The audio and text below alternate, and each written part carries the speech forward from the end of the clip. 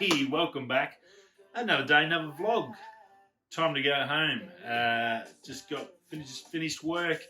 Got to pack my stuff, have a shower, and get on the big bird, or the first of three birds to get home today. To Perth, to Sydney, to Brizzy, and should get home in bed by about 1 o'clock tomorrow morning. By the time, so it'll be it's a big day coming up. You're watching this, I'll be uploading this while I'm sitting in a lounge, a Virgin lounge, so it'll be quite handy. That'll take away a little bit of time getting this sorted. But a little bit happening last night. Yesterday I finished off the new videos. That's all good. I'm trying to upload it. I've had it running forever. Australian internet sucks. Like 8 hours to upload it through my phone. It's just been sitting there, so that's no fun. But it should be all good. Worst case, if it crashes or something, I can re-upload it.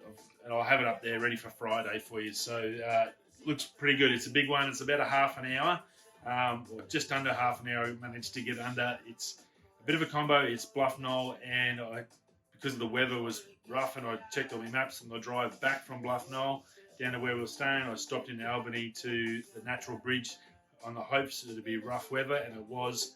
And I got a couple of really, really nice shots there. So pretty happy I did that. So there's a little bit at the end of the video, so make sure you watch the end of that on Friday. So watch through it. If you can't watch it all in one sitting, go back and watch it again. But yeah, it's pretty wild, up and down the biggest mountain in WA. So very, very cool. Very excited about that. Now some news. Obviously the Ford Maverick released last night, in the last 24 hours. That's the first standard sized hybrid truck from the Ford Motor Company. 2.5 litre hybrid engine, 191 horsepower, 155 pound-feet of torque. Not a lot of grunt in that hybrid. It's obviously, the hybrid's there just purely for efficiency. You can get a petrol version, which is 250 horsepower, 277 pound-feet for the petrol. Now, just remember, this is smaller than the Ranger. It doesn't sound like a lot because it's not a big car. This is probably going to be, I guess, similar to an X-Trail size ute. So it's a dual cab ute, X-Trail, maybe one of those little sang-song, musso, ugly, terrible, disgusting things. Maybe one of those, that sort of size. So it's a small car. Price-wise is small too. The top of the range Lariat version. So Lariat's like the premium edition for the F-150s and the Ranger in the States. That comes in. You can add some more extras on, but just standard stuff in there with the standard leather packages and all the normal tech stuff in there. Bose, Bang & Olufsen system, all the rim trims and stuff like that. 34 grand US. So it's a pretty reasonable car. There's only, I think, one option for four-wheel drive. Most of the options are, four-wheel drive. Most of the options are four-wheel drive, forward drive. Does that sound right? That sounds wrong. Well, I need to get out of here. So yeah, that was a little bit disappointing. You think it'd be just an all-wheel drive system like we'd heard, but it actually isn't. There is that option if you get the FX4 pack. So yeah, a little bit disappointed that. 40 miles per gallon is their city estimated thing. Now, they didn't give it on highway because realistically, this is not an on-highway car. This is for the guys, the tradies that work in the city, the carpenters. That they don't need a big ute. They just need something that they can chuck their tool bag in the back. Maybe go get some stuff from the Bunnings. It's one of those. It's just a handy little car. It's so cheap. So 40 miles a gallon. That's probably, that's not too bad. That's pretty good for the hybrid. But look, it's not a big ute. You got to remember that when you think about this.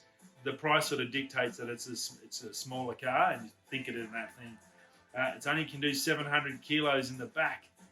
Now, the Datsun 1200 ute, if you are an Aussie, if you have heard of that, that's five. I've owned one of them. It's my favourite car I've ever driven in my life. That's 500 kilos in the back. This is only good for 700 kilos. That's how small this thing is. It's a tiny, tiny car. Dual cab ute that can only lift 700 kilos is pretty bloody average. You can upgrade a tow pack. You can put a tow pack on it. Standard's only 1 tonne towing. You can upgrade it to 2 tonne towing. So it's only going to be a little trailer. Probably perfect for residential mowing guys. So they can have a ute, have their office in the front, have the gear in the back, and then tow a little trailer with some whippersnippers and stuff like that. That might be good for that price. So yeah, probably a Bunnings, a weekend car, go camping, probably good in that regards. Inside there's 8-inch touchscreen. It's got all the modern comforts. It does have a 400 watt, 110 volt outlet in the cab and in the tray to power your tools or charge your stuff. So that's pretty darn handy.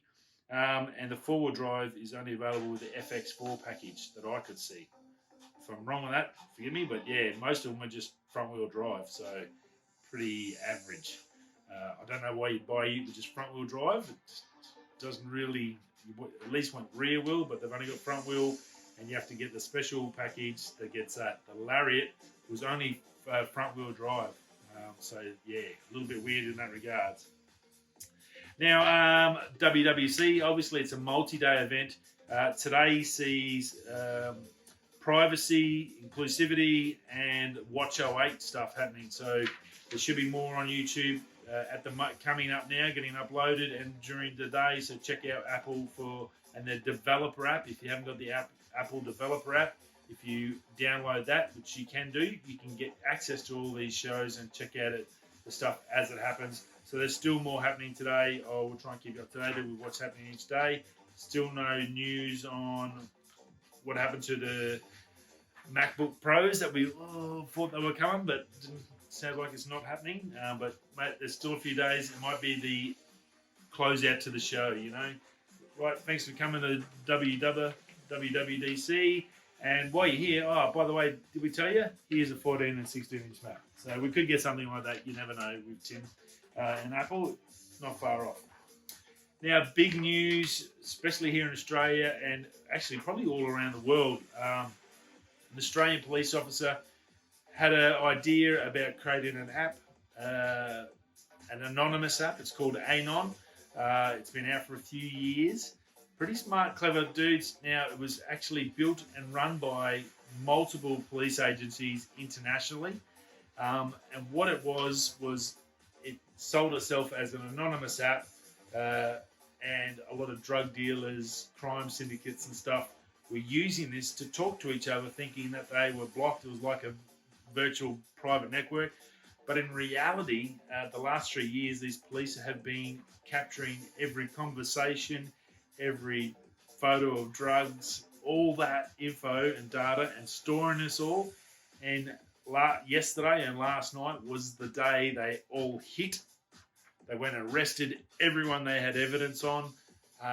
Massive thing. I've never heard of it. It's obviously the first time they've done it. It might be the last time they get away with it too, because now that obviously these crime syndicates, it's going to be some people get killed over this. I guarantee you that. This is going to cost hundreds of billions of dollars to the criminal organisations around the planet, so someone's going to have to pay the price. It's not looking good for a lot of people, unfortunately. I can't remember where it was. Was it a TV show or something where they gave out raffle tickets? You won a prize, sent out all these things. Come along, you've won a prize to this event. And they got in there, and the dude goes up and goes, "Rightio, we're going to draw the raffle of this, blah, blah, blah." And then the dudes all closed the doors around the thing, and it was all cops, and everyone was in there. They had arrest warrants for them, and they wanted to arrest them, so they arrested all these people and took them to jail. So, sort of on that something, it sounds similar to that, like we got you, your stuff, bang. It did save a few people's lives. A bikie got kidnapped a week or so ago in Sydney. They could see the guys were talking about it in this app, and the police were able to go and save the guys from getting killed. So that was pretty cool in that regards. So look, pretty darn clever of them to do it. Even though that's happened now, you think, well, you're never going to catch us again. We're not going to do that anymore. Why? A couple of questions. Why did they not have burner phones?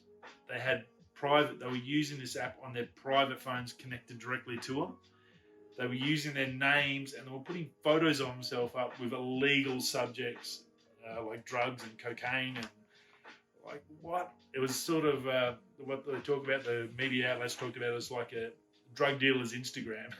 So yeah, look, pretty wild. So anyway, cops have done had a massive win, I guess, on their behalf. The criminals have had a massive loss today, and I'm sure they'll get a little bit more savvier now and won't trust these apps. You would have thought that in the first place. Anyway, right, now Lightroom, quick one. Lightroom's had an update. There's a new little feature in it, and I used it yesterday when I was doing some photos for the shoot, for the video. We had enhanced before, now you've got super resolution, and it's a little bit better. I guess it's just enhanced on steroids, pretty much. It's 5 times more digital, I guess, enhancement.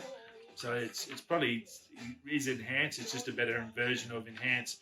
So if you right click on your photo once you're ready to go and you've got it all cleaned up and how you want it, right click on it. It'll come to that.